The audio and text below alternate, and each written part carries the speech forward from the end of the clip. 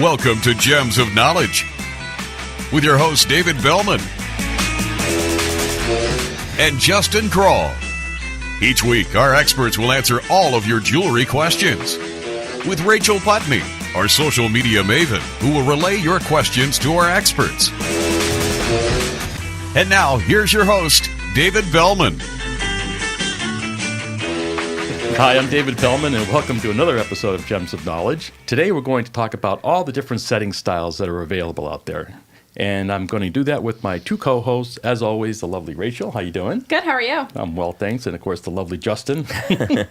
Dave, this is going to be a really good educational show. We have a lot of people asking about this particular subject. Yeah, there's so many different ways to set diamonds, and nobody really understands what they all do and how they all work and what some of the advantages and disadvantages are. Yeah. So we figured what we would do today is show you a bunch of these different sets, and you could take a look at them, and we can kind of go through them and explain how they work. Absolutely. Yes. And the best place to start, I think, would be with the simple four-prong Tiffany mounting that most people are familiar with. This Sure. is my all-time favorite. This scares me. Yeah, I was just going to say, however, as beautiful as it looks, there are some disadvantages. So let's talk about it real quick. One prong goes, you're potentially done. So if you hit that the wrong way, if you're hiking or whatever, or gardening or anything, if you lose one prong, that's potentially it. If those other three aren't, if it's not just angled just right in there, that can go quickly. So if one prong goes, you're potentially lost the stone. Okay, and here I'll give you some of my feedback is, I've been doing insurance replacement work for a lot of years now, and I can only think of one example when a person lost a diamond out of a six-prong mounting, and nearly every other single time someone comes in their engagement ring and their diamond's gone. Typically, it's 99% of the time it's because of the four prongs. If you have six prongs and you bend one, you still have five. But if you bend one on a four-prong mounting, or if you break it, it's done. And people have to realize it's gold. It's not stainless steel. It's not, Right. a strong metal. So it's the possibility is there. And that's why you should always bring your jewelry and have it checked every once in a while. But that's still no guarantee that it's not going to fall out, because if you just bang it the wrong way one day, Right. it's gone, even if the prongs are brand new. So, Yeah. I think some of the pros are, you get to see more of the stone. yep. And if you're willing to take that chance to have to file an insurance claim, then go for it. But if you want your stone for a long time, I'd probably go with a six prong. Yes, See, absolutely. I love four-prong. I do too. It looks good. Yeah. But I know. Yeah, But I think with solitaires in general, whether it's four-prong or Tiffany settings in general, four-prong or six-prong, Yep. they're nice because you can go with any type of band. yeah. Well, Howard, pull up the six prong. I mean, the six prong, you can do the same thing. It fits right up against there. It's still. Yeah, I has. said four-prong and six-prong. Oh, I'm sorry. Okay. Come on, Dave. No, this is here's a perfect example. Here's your six prong mounting. You can see it's a lot more protected. yeah. And quite honestly, unless it's maybe a half carat or smaller diamond, when you have the six prongs on there, they're almost not that visible, and they don't really take away, I don't think, too much. I from the think stone. it almost makes the stone look bigger. Yeah. Yeah, you have a little bit more metal around it, Yeah. giving it the illusion that the stone's bigger. And do you recommend with solitaires, or I guess any type of prongs in general, if you want to go with yellow gold, do you always recommend doing white gold prongs? Always, yes. If you go, that's a good point. If you do yellow gold prongs, your diamond's going to draw that color from those prongs, and it's going to make your diamond look yellower. What about platinum head versus just a regular 14 karat gold head? What are your thoughts on that? Well, if I was going to do a four-prong mounting, then I would go with the platinum head, just because it's more stable, it's more durable. Yeah. So at least you have a better chance of not losing the stone.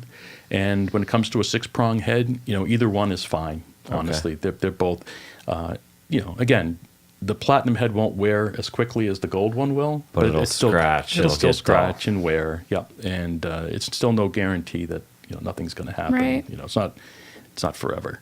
All right, let's do, this is an interesting setup. These are some different types of prong settings that we use in our business, and you'll notice, especially on the fancy shaped stones, you see how those prongs are V-shaped.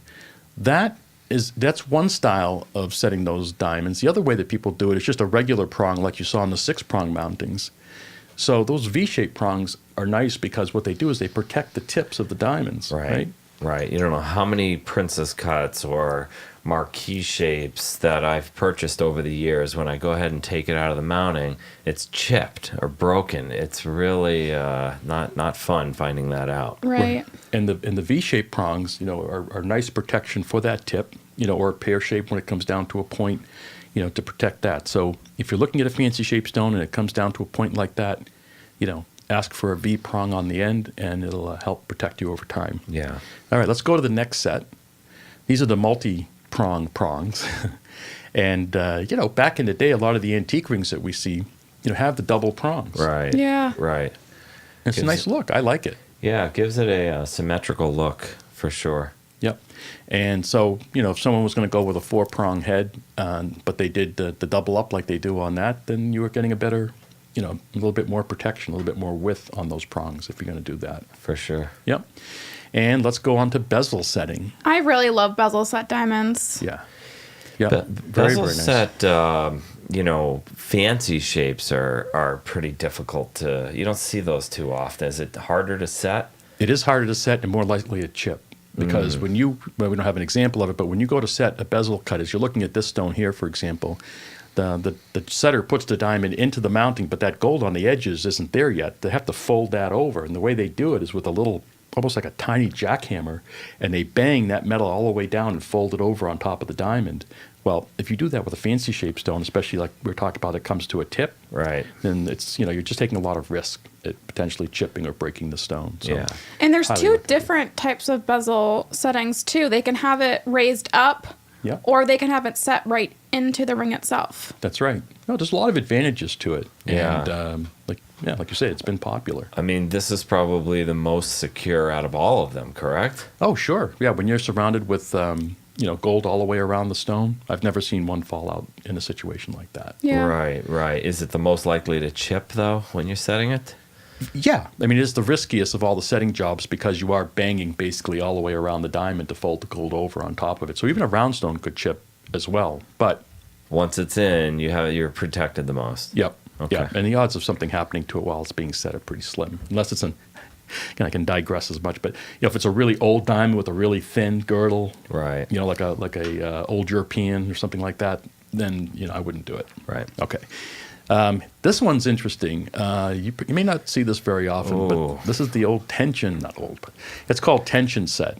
And basically what it is the diamond is just being held by, spreading the ring apart and putting the stone in and then kind of like letting the pressure of the metal hold the stone in place. Right. And, I I don't like it. I don't do insurance replacements like you do, but I will tell you, I see a lot of people coming in with the stone out. Oh yeah, no, I mean it's over time remember it's metal. It bends, it flexes, it moves over time. We have rings that are bent. Right. Wear and tear. Look at the next one here. This trillion cut. I mean, it looks great. And this is another thing I'd like people to realize is a lot of these designs look spectacular, right? That looks very cool. I like it. Not But practical. yeah. Yeah. But can you wear this every day? It's just a matter of time before that gold starts to stretch. I and think flex. everyone I've seen in person, not new, but they've come in with it, the stone was loose. Yeah. Oh, And I yeah. don't You can think- always spin it in the mounting. I don't think they're very easy to Reset. reset. No, you can't like just push the gold back in. No. Right. It won't do the tension thing anymore. You have to add gold to the top and extend it out a little bit and kind of put like a little glob of gold on the top of it. It's terrible. It's Yeah. it's Yeah. not practical. But that's what you have to give up sometimes when you want that look, and I don't think it's worth it. Right. All right. Let's talk about different types of band type settings that we all find really familiar with. This is channel set. This has been around forever. Kind of time. like bezel set, but just on the edges, and they put the stones right next to each other. A really nice way to do a wedding band because you don't have the prongs sticking up, so it's very comfortable. It sits right up against Yeah. whatever ring you may be wearing. Yep. All the used channel bands that come in that we see, a lot of them, those stones are overlapping because of poor setting work. Yep. And they're all chipped. Yeah. If you, as you can see in this picture, if the diamonds overlap each other when the setter goes to put them in and they're girdle to girdle, edge to edge, then they push it down in it, it'll chip the stone. Right. And that's just a poor manufacturing because they didn't pick the right diameter diamonds to put in there in the first place. They were, being sloppy. They weren't calibrated or whatever. Nope, not at all. And that's why that happens a lot. Got ya. Yeah, and the average person can look in there at their rings and see this with a loop. You can see if the stones are overlapping or chipped. For sure. Yep. So if you're in a jewelry store and you ever wanted to check it out, this is really cool. I love this one. Yeah. Not sure exactly how they managed to do it. I'm sure it's not easy. They probably chip a lot of diamonds putting this together, but I'm sure they manufacture it still, but that style has been around for over 100 years. Yeah. I see Yeah. those platinum Art Deco antique rings along with this band, and it's I see them all the time that are definitely 100 years old. I am not a fan of baguettes or emerald cuts, but I am in that ring. Yeah. No, it's a great look. I love it. Yeah. I really do. And like you say, no one's really doing it anymore. It's not a style that's popular. I think part of the reason is diamonds like that, they don't really sparkle, the baguettes and the emerald cuts. Not Yeah. like rounds. Yeah, nothing like round. So you can do it. It looks good, but you lose all the brilliance. However, on this particular ring that's coming up, this is a new setting style that came out a few years ago called shared prong. And the way it works is I think we have a close-up of this one, don't we, Howard? The shared prongs, you can see in between the diamonds, there are just two prongs. And those two prongs are actually holding the diamonds on both sides. So they're sharing their ability to hold it in place. So there's less metal. Yeah, less prongs. Typically, in a regular band like this, you'd have 4 prongs on each diamond. So you'd have a Right. lot of gold, a lot of metal. How safe is this? We've had really good success with it. I mean, if you do it right and you make it a nice solid mounting, because sometimes they save money, these Hollow, yeah. the stores will use these really lightweight mountings, and so the prongs aren't thick enough and they don't hold it well enough. But if you do it a nice heavy mounting, you do it really well, God, it'll last forever. And in the diamonds, that's pretty much all you think you see. I mean, it just looks like a row of invisible set diamonds almost. Yeah. I wonder how, from a manufacturing standpoint, or actually, sorry, from a setting standpoint, you start with one, you go to the next, but how do you get that last one in there with? Yeah, you're sharing the prong. You're working on one side of it for one diamond and the other side of the prong for the other one. So it's just wide enough. But if that's the prong and this is holding that one, and you go all the way around and you get to this one, that prong's already holding this one. How do you push it this way now to get that last one? I wonder if you have to set 2 at the same time. Oh, the last 2. Together. Oh, that makes sense. Yeah. It's as long as there's metal on the prongs to push the stone in to lock it in place, then you're fine, because you're not really bending the prongs over so much. They're overlapping the 2 stones. Taking the gold from the prong and pushing it down. Yeah, exactly. So Pave set, probably one of the more popular setting styles that we're dealing with these days, especially with the engagement rings where you have all these multiple small diamonds. This particular band is a nice example of that because you could see in yellow gold how the prongs really show up nicely. So Howard, why don't you give us that next slide? You can see what they do is they'll take a. I'm going to show you examples of this in a few minutes, but you take the bands, you starts with plain gold, you drill holes in it, and then you make prongs and you put the stones in. It's a lot of work, very, very hand and labor intensive.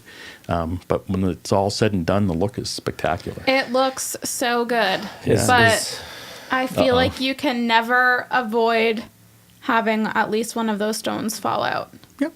Yeah. Well, again, it's gold. And when it's gold, you're going to have to take that risk. People have to understand that. You're wearing it every day, too, right? It's a diamond wedding band. You're wearing it all day long. I think the problem, though, is people are not getting informed that, would you consider that micro pave, or at least this next one we have is called micro pave? Yeah, the other one, I wouldn't quite put it in that category because those diamonds were pretty big. In their world, a pretty good size stone. But something like this ring here, these diamonds are extraordinarily small. Right. So micro pave, the definition is there's microscopic, basically, prongs going over this.